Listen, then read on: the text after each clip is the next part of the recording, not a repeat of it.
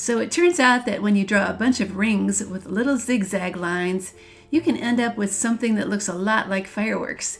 And once you learn how, all kinds of variations are possible. Hi, my name's Kathy, and I've been teaching kids how to draw for over 20 years now.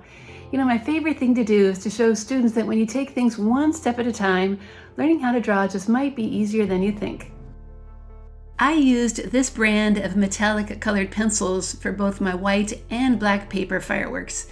For this video, I'm going to show you how I drew the version on white paper, as I think you can see it a little better. Check the end of the video for more information about the black one. I've decided to make my firework bursts in pairs of colors. That way I think they will stand out a little bit better. To begin, pick a spot, make a small flower shape, and then switch colors and make a zigzag ring around that little flower. You can make wide zigzags or compressed ones like I'm doing here. Just try to be consistent with whatever you choose. Keep going and making these rings until you have a really large kind of flower shape like you see here. I'm planning on making one really big one and then a few medium and a few small ones.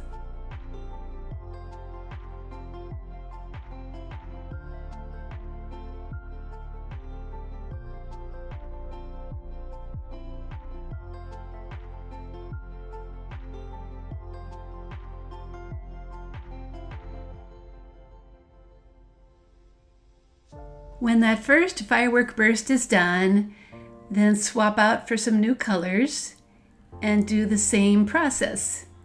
First comes the small flower center, then all of those rings that are added around it. When you do think it's big enough or it's about to bump into another burst, then you can stop to begin the next one.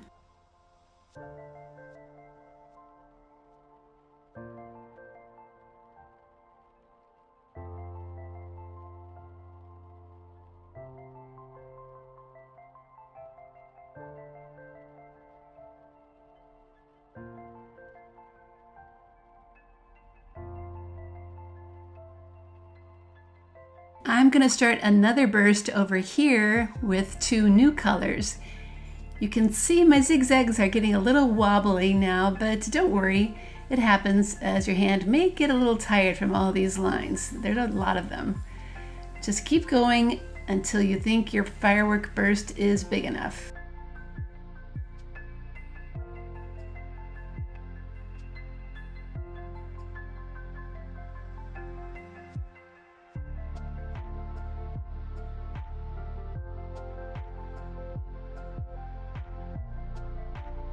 All right, I'm going to move down and start another burst here that I think I'm going to make just a little smaller than the others. You can see that using different colors really helps these bursts stand out from each other.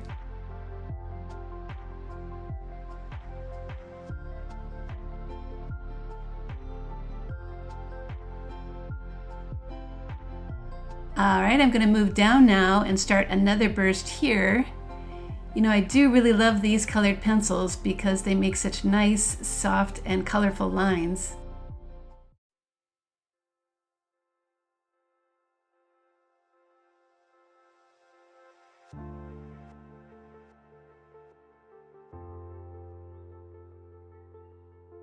Let's move up now and add a burst to that top right corner. And do feel free to make new color combinations if you want. Also, if any of your rings need to go off the page, that's fine too.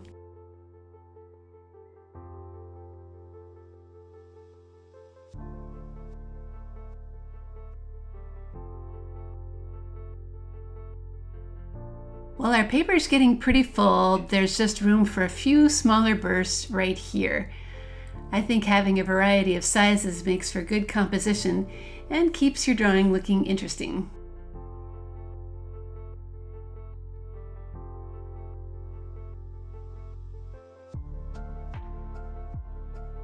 Finally, when you're happy with how your firework bursts look, then choose one color to fill in the background.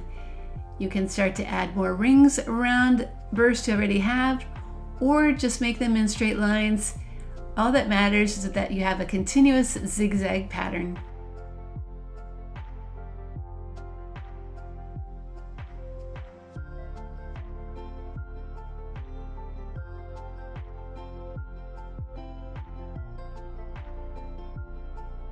So there is my finished firework drawing.